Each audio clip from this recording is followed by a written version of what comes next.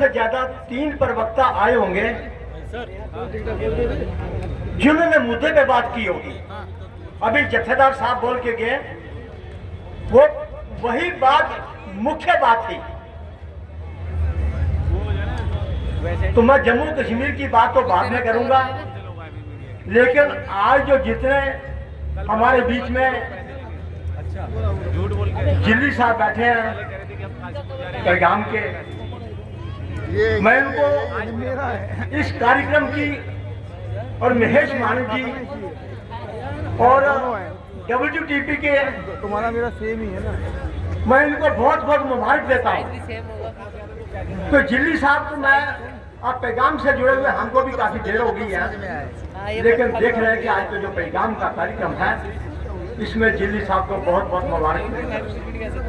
इसलिए बोलता बेटा ये ऐसा वाला तो साथियों, ये सही बात है कि ये आंदोलन शुरू हुआ है, मेरी फुल बैटरी है, एक आंदोलन की शुरुआत है। बैटरी चल रही है पुलिस। संविधान को बचाओ, मेरे साथी जो सभी कह रहे हैं संविधान को बचाओ, पर साथियों बचाना कैसे है इस बात को देखो। सभी लोग यहाँ कहेंगे बाबा साहब ने ये कहा, बाबा साहब ने ये कहा।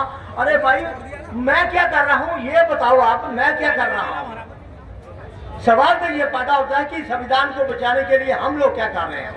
ये खाली है स्टैंड। तो इसलिए RSS का आदमी घर घर घूम रहा है, गांव गांव में घूम रहा है, लेकिन हम यहाँ भाषण करेंगे, हमारा वोटर बैठा है गांव के अंदर, दूसरे राज्यों के अंदर, लेकिन जब चुनाव आएगा 2024 की बात कर रहे हैं, सही बात है। अगर 2024 में यही जीत के आगे तो वो हाल होगा जो हमारे पुरखों ने भी देखा था। मैं मिलूंगा आपसे। ये बात सही है साथियों। हम भी जम्मू कश्मीर के अंदर देख रहे हैं कि हमारे साथ क्या अन्याय हो रहा है, मैं उसके ऊपर बाद में आऊंगा, लेकिन मैं आपको सभी को ये कह रहा हूं, उसके लिए मैंने भी एक फार्मूला, यहाँ पे लोग कहते हैं कि हम उस स्टेट उस राज्य में कर रहे हैं आंदोलन, उस राज्य में कर रहे हैं, हम उत्तर प्रदेश में कर रहे हैं, हम दिल्ली में कर रहे हैं, हम हरियाणा में। अरे भाई, करते रहो अपने अपने राज्य में आंदोलन, हम भी जम्मू कश्मीर में कर रहे हैं अपना आंदोलन, मैं भी 30 साल से लगे हुए हैं वहां पे। लेकिन जो OBC के साथ जुल्म हो रहा है उसको भी देखो आप लोग। यहाँ मेरे साथी OBC के बैठे हैं, संविधान की धारा, कॉन्स्टिट्यूशन की धारा 243 D6 और T6, 243 D6 और T6, जिसके अंदर कल ही सुप्रीम कोर्ट ने फैसला दिया है कि वहां अर्बन लोकल बॉडीज में रिजर्वेशन जारी रहेगी।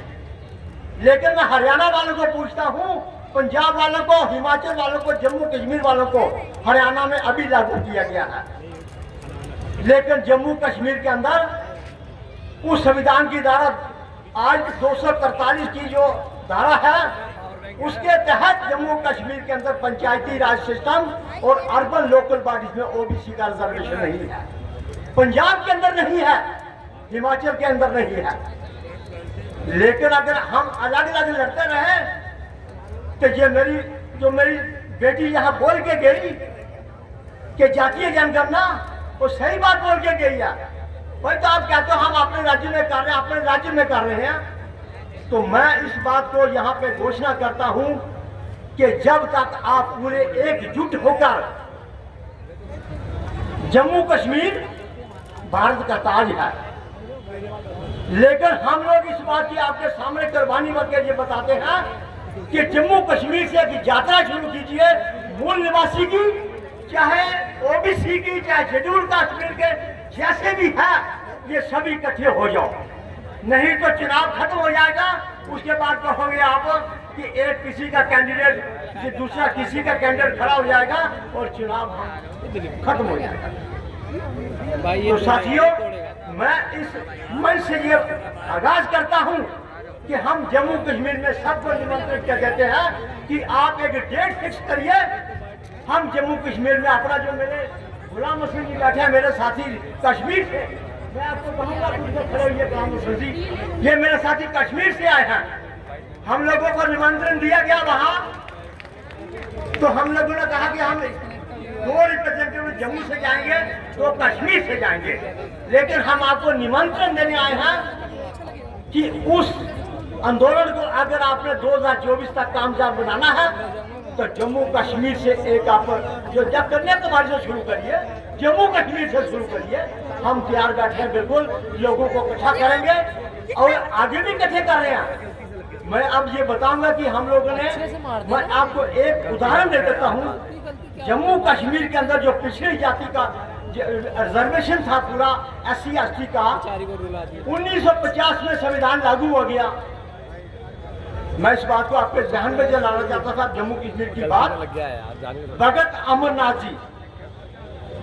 अमरनाथ जी हुए, जिन्होंने हमारा सचिवालय है जो जम्मू कश्मीर के अंदर, उसके सामने एक पार्क है, उसके अंदर अपनी कुर्बानी दी, मरण व्रत रखकर, और उन्हें मरण व्रत रखकर कुर्बानी दी। तो 1970 में जाकर जम्मू कश्मीर में शेड्यूल कास्ट को रिजर्वेशन मिला और शेड्यूल ट्राइब को नहीं, OBC को नहीं। उसके लिए केस चलते रहे सुप्रीम कोर्ट के अंदर, मैं उस विषय में नहीं जाऊंगा। लेकिन बात यह है कि OBC आज भी तरस रहा है जम्मू कश्मीर के अंदर। एक तो मैंने कहा कि जो पंचायती राज सिस्टम, अर्बन लोकल बॉडीज और जो सरकारी नौकरी हैं, उनमें भी उनको 4% का रिजर्वेशन दिया जा रहा है, सिर्फ सोशल कास्ट के नाम से, OBC के नाम से नहीं है। आप लोग सुनते होंगे कि धारा 370 खत्म हो गई। अरे साथियों, जो धारा 370 के अंतर्गत रिजर्वेशन एक्ट और जो रिजर्वेशन रूल फ्रेम किए गए थे धारा 370 के अंतर्गत, अगर वही ये सरकार जो रीऑर्गेनाइजेशन एक्ट 5 अगस्त 2019 को राज्यसभा में पेश करती है, उसके पेज नंबर 44 पे साफ लिखा हुआ है कि that will remain in force. इसका मतलब SC ST और OBC के ऊपर आज भी धारा 370 लागू है वहां जम्मू कश्मीर के अंदर। ये बात मैं आपको दोबारा रिपीट करता हूँ। जब 5 अगस्त 2019 को रीऑर्गेनाइजेशन एक्ट धारा 370 खत्म हुई, जिस दिन वो राज्यसभा में बिल पेश किया गया उस वक्त, और पूरा एक्ट पेश किया गया रीऑर्गेनाइजेशन एक्ट, उसके अंदर पेज नंबर 44 पे साफ लिखा हुआ था बिल्कुल कि ये रिजर्वेशन एक्ट 2004 और रिजर्वेशन रूल 2005 के लागू रहेंगे। मेरे वकील साहब सुन रहे होंगे जहाँ तक बैठे हुए। मैं ये जो मेंबर पार्लियामेंट यहाँ हमारे बैठे थे, मैं उनको भी ये बात उनके ध्यान में लाना चाहता हूँ कि जब धारा 370 खत्म हो गई तो जम्मू कश्मीर 31 अक्टूबर को क्या बना दिया गया, एक यूनियन टेरिटरी।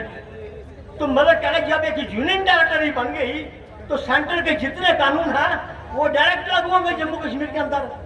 आपने EWS रिजर्वेशन 10% जम्मू कश्मीर के अंदर 6 दिन के अंदर आपने इम्प्लीमेंट कर दी। ये स्टंट किस और लेकिन अगर जम्मू कश्मीर के अंदर वो केंद्रीय कानून था, अगर वो केंद्रीय कानून था तो फिर आपको ये OBC का जो सेंट्रल कानून था, सुप्रीम कोर्ट की जजमेंट थी 16/11/1992 की, ये एक भी यूनिफॉर्म लॉ बन चुका हुआ था। तो मैं साथी यही कहूँगा अंत में, मैं एक बात तो कही, दूसरे मेरे साथी जितने बैठे हैं, मैं सभी से निवेदन है, मैं नोट कर रहा हूँ सर, मेरे जितने साथी यहाँ बैठे हैं, मैं बंधुओं आपसे एक अपील करता हूँ, 3 साल के लिए कि मनुवादी पार्टी कांग्रेस और BJP छोड़ दो।